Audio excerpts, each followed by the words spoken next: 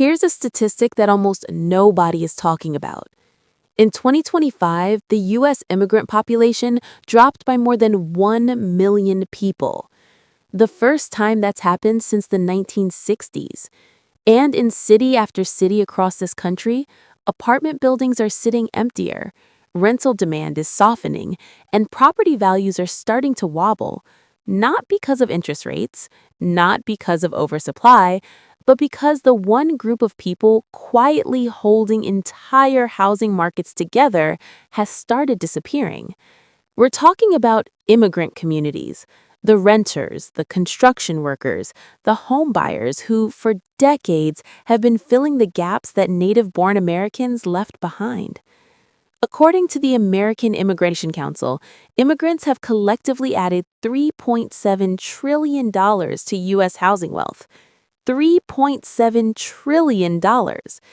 And most homeowners have no idea that the equity sitting in their properties has partly been sustained by the neighborhoods that immigrant families rebuilt around them. Tonight, Beyond the Map counts down the 10 U.S. cities where that relationship is most exposed, where immigrant communities have been quietly propping up the housing market for years, and where the consequences of losing them are starting to show up in the data. Stay until the end. The number one city on this list would lose more than a quarter of its entire population base without international migration. The implications for homeowners there are staggering. If this kind of data-driven look at what's really moving the American housing market is what you're after, hit subscribe. We cover every major shift, the ones the mainstream headlines miss. Let's get into it. Number 10, Gwinnett County, Georgia. You head northeast out of Atlanta, past the inner suburbs, and eventually find yourself in Gwinnett County, a place that doesn't get nearly enough attention when people talk about the American housing market. From the outside, it looks like a standard suburban success story. Strip malls, new construction, wide roads, and subdivisions stretching toward the horizon. But what makes Gwinnett genuinely remarkable, and what most housing analysts completely overlook, is who built this market and who is keeping it alive. Gwinnett County is now one of the most ethnically diverse counties in the entire southeast United States.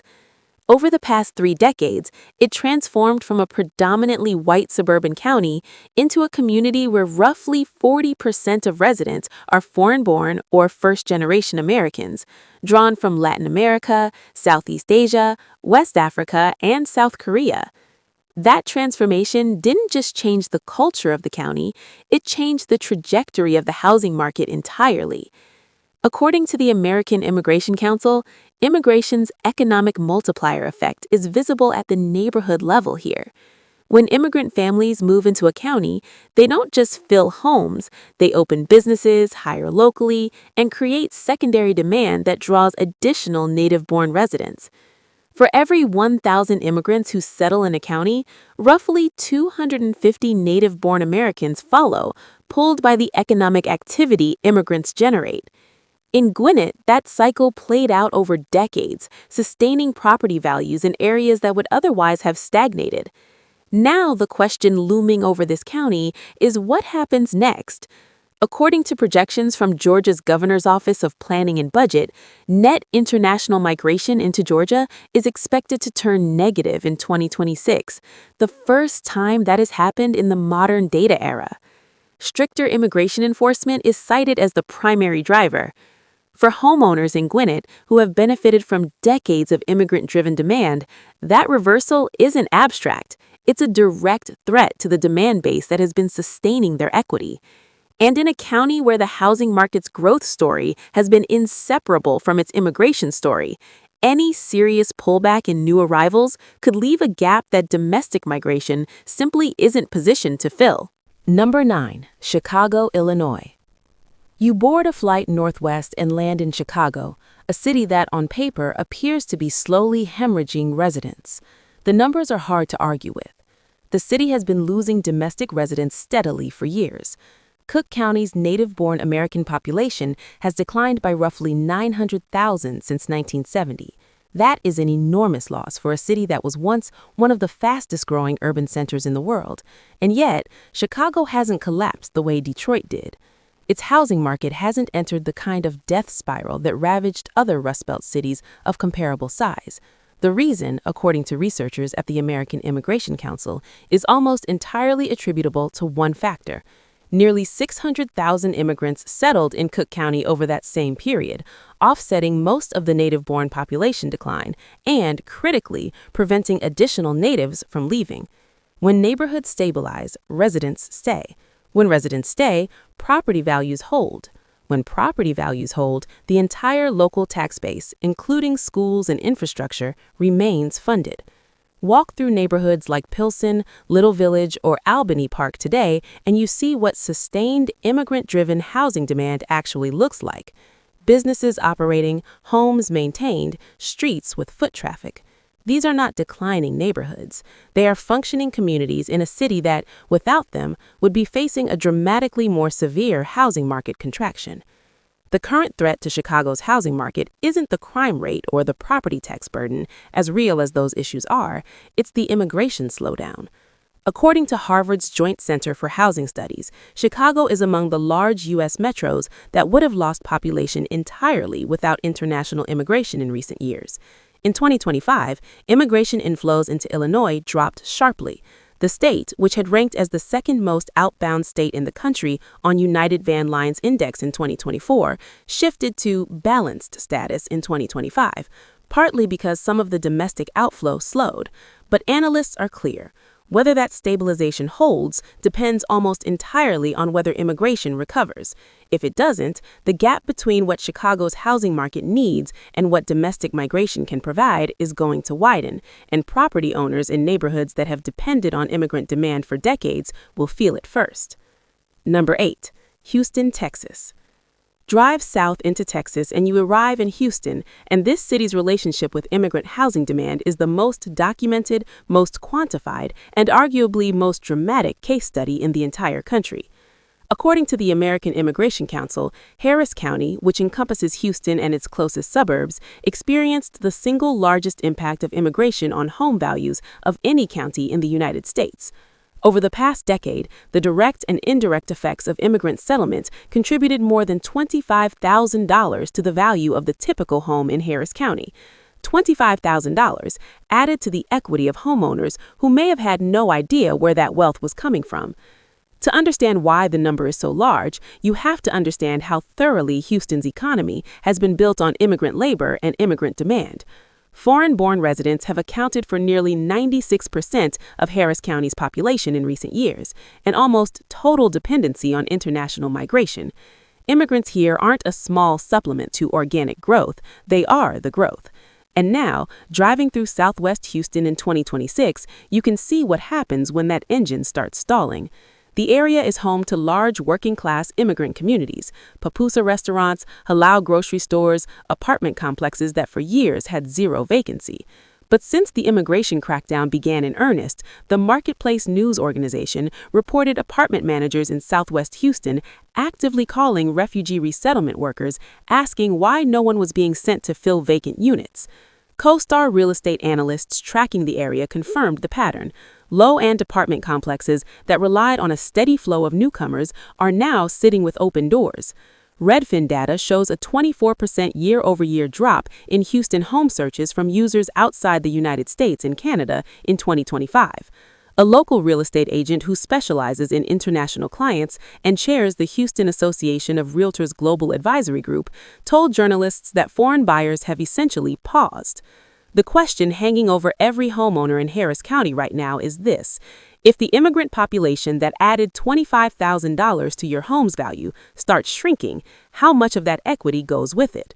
According to a researcher at Rice University's Baker Institute, if Houston's population actually declines, the first time since the 1980s, the ripple effects would touch everything from sales tax revenue to apartment occupancy to used car sales. The housing market would not be insulated. Number 7. Miami, Florida.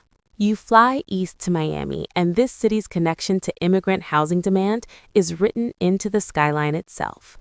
The gleaming towers along Brickell Avenue, the waterfront condos in Edgewater, the single-family neighborhoods of Hialeah and Doral. All of it has been shaped, sustained, and in many cases, constructed by waves of immigrant communities that made Miami one of the most densely foreign-born major cities in the United States. For decades, Miami worked as a global landing pad.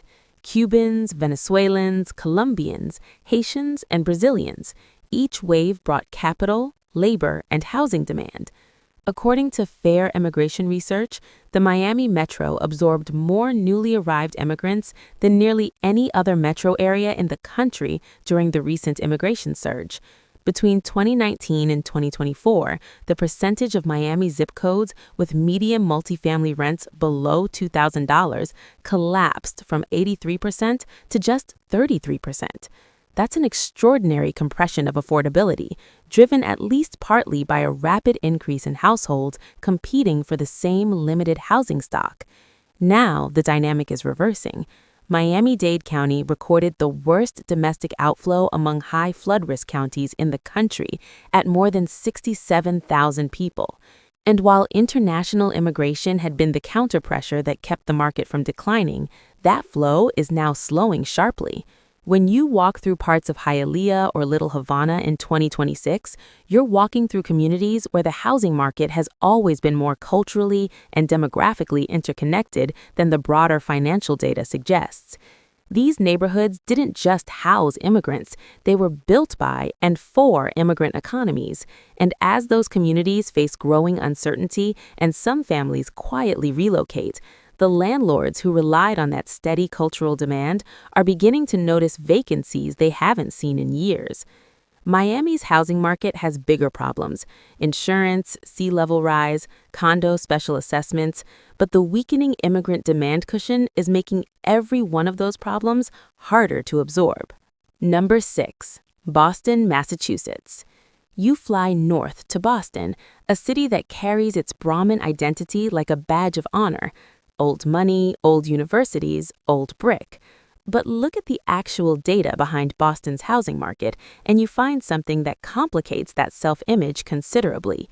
According to Harvard's Joint Center for Housing Studies, Boston is among a small group of large U.S. metro areas that would have experienced outright population loss without international immigration in recent years. Massachusetts gained roughly 286,000 people from immigration between 2021 and 2025. In that same period, the state lost 145,000 residents through domestic outmigration and gained only 32,000 through natural population growth. Strip out the immigrant arrivals, and Massachusetts doesn't grow, it contracts. The housing market in Boston has been operating on a population base that only exists because of international migration, and yet almost none of the conversation about Boston's real estate prices acknowledges that foundation. The practical implications are visible in neighborhoods like East Boston, Chelsea, and parts of Dorchester and Roxbury, places where immigrant communities have moved into older housing stock, renovated it, filled local businesses, and created the kind of neighborhood-level economic activity that sustains property values from below. These aren't the neighborhoods where Boston's luxury condo boom is happening. They're the foundation on which the rest of the market rests, and they're under pressure. Net international migration into Massachusetts is projected to decline sharply under current policy trends. If that plays out, the cities and towns within commuting distance of Boston that have relied on immigrant household formation to keep demand steady in their housing markets face a structural challenge that lower interest rates won't solve. Number 5. Los Angeles, California.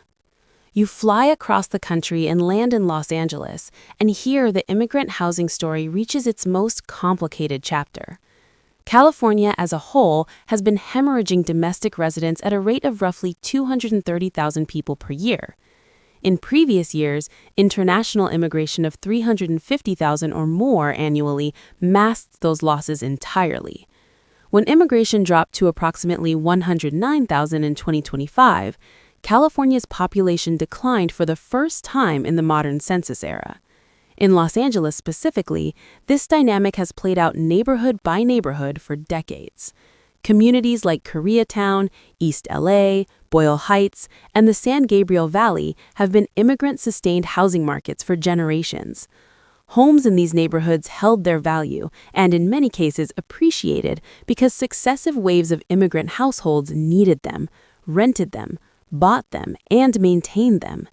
According to PwC's Emerging Trends in Real Estate report for 2026, the construction workforce in California is among the most immigrant-dependent in the country, with foreign-born workers representing a significantly higher share of construction labor than the national average of 30%. That means the very workers building new housing supply are part of the same community that has been sustaining demand. Now, Los Angeles County lost residents to domestic outmigration at a rate of nearly 100,000 per year, and the immigration buffer that used to neutralize those losses is shrinking. Driving through parts of East Los Angeles in 2026, the signs of a softening are subtle but real. Fewer competing offers on modest homes, apartments that a year ago would have had wait lists now offering move-in incentives. The luxury market in LA is collapsing for reasons that have been well documented. What's less documented is the quiet softening happening in the middle and lower end of the market, in the neighborhoods where immigrant housing demand has always been the structural foundation that the rest of the market stands on. Number 4. Washington, D.C. You fly to the capital and arrive in Washington, D.C., and this city presents one of the clearest and most data-supported cases for immigrant housing dependency in the country. According to Harvard's Joint Center for Housing Studies, Washington is explicitly named among the metros that would have lost population without international immigration. The region has been experiencing net domestic outflow, with residents leaving for lower-cost states, but immigrant arrivals have been filling that gap, sustaining the population base and, with it, the demand for housing. The suburbs of Northern Virginia and Montgomery County, Maryland, have been among the most impacted in both directions. Communities like Annandale and Seven Corners in Fairfax County and Langley Park and Wheaton in Prince George's and Montgomery counties have been transformed by immigrant settlement over the past 3 decades. These are not superficially diverse neighborhoods. They are communities where immigrant families have purchased homes, run businesses, paid property taxes, and created the neighborhood-level economic vitality that keeps surrounding property values stable. Fairfax County's housing market, one of the most valuable in the Mid-Atlantic region, carries a dependence on this demand base that is rarely discussed in the same breath as interest rates or school quality. PwC's 2026 Emerging Trends report notes explicitly that over 2/3 of all net immigration between 2021 and 2024 flowed to just 10 states, with the D.C. metro capturing a significant portion. The top 5 states combined, Florida, California, Texas, New York, and New Jersey, captured half of total immigration during that period. And D.C.'s position at the intersection of several major immigrant corridors has made it uniquely reliant on that flow continuing. As immigration enforcement intensifies and net migration to the region slows, housing analysts who focus only on interest rates and inventory levels are missing the demographic demand story that has been quietly holding this market together. Number 3. Philadelphia, Pennsylvania. Head north to Philadelphia, and this city's immigrant housing story is one of genuine revival being put at risk. For decades, Philadelphia experienced the kind of slow, grinding population loss that hollowed out neighborhoods across the Northeast. Row houses sat vacant, blocks that once teemed with working-class families gradually emptied. And then, neighborhood by neighborhood, something changed. According to the Harvard Joint Center for Housing Studies analysis, Philadelphia is among the group of major metros that would have lost population outright without international immigration in recent years. Neighborhoods like Kensington, Frankfort, and parts of North Philadelphia, which had been in multi-decade decline, began stabilizing as immigrant communities, many from Mexico, Central America, and Southeast Asia, moved in, rented homes, started businesses, and eventually bought properties. The housing stock that had been declining in value simply because no one wanted it started recovering precisely because there were households that needed it. City data confirms the pattern. Philadelphia has been attracting migrants from New York City, drawn by dramatically lower housing costs, and that incoming population has included a significant immigrant component. As recently as 2025, San Francisco and Denver both flipped from net loss to net gain markets for the first time in years, and Philadelphia joined them, appearing on U-Haul's top 25 growth metro list. That movement is partly a story of affordability and partly a story of immigrant community networks drawing new arrivals into neighborhoods that were left behind. The risk in 2026 is clear. Under the current immigration policy environment, the household formation by immigrant families that has been slowly reviving Philadelphia's most neglected neighborhoods is under threat. For homeowners in those neighborhoods who have watched their property values recover after decades of decline, the stakes could not be more personal. Number 2, New York City, New York. You arrive in New York, and here the numbers are almost impossible to fully absorb. In 2025, roughly 96,000 immigrants moved to New York State, down from 290,637 the year before, a collapse of more than 2/3 in a single year. The state's entire net population gain for that 12-month period was just 1,008 people. 1,008 people in a state of 20 million. New York City currently has around 3.1 million foreign-born residents out of a total population of roughly 8.3 million. That means more than 1 in 3 New Yorkers was born outside the United States. The city's housing market, its rents, its vacancy rates, its property values, its tax base, has been built on the assumption that those residents will keep arriving, keep forming households, and keep competing for limited housing stock. That assumption is now being tested in real time. According to Census Bureau demographers, New York's population gain in 2024, the largest in the nation that year, was almost entirely attributable to international migration. The metro continues to lose domestic residents at a rate of approximately 119,000 per year. Immigration is not a supplement to New York's growth, it is New York's growth. And as a Census Bureau senior demographer stated directly in early 2026, with so little natural increase, migration determines whether an area grows or declines. Walk through Jackson Heights in Queens or Flatbush in Brooklyn or the Grand Concourse in the Bronx, and you are walking through the physical infrastructure of immigrant housing demand. Neighborhoods where apartment buildings stay occupied, where small homes sell, where the kind of steady, persistent housing activity keeps the broader market from hollowing out from below. Real estate analysts consistently focus on what's happening in Manhattan's luxury towers, but the structural foundation of New York's housing market is in these immigrant-dense outer borough neighborhoods, and that foundation is under more pressure right now than at any point since the 1960s. Number 1, Laredo, Texas. You make the long drive to the southern edge of Texas and arrive in Laredo, the number 1 city on this list, and the one that most starkly illustrates what happens when immigrant-driven housing demand doesn't just slow down, but collapses almost overnight.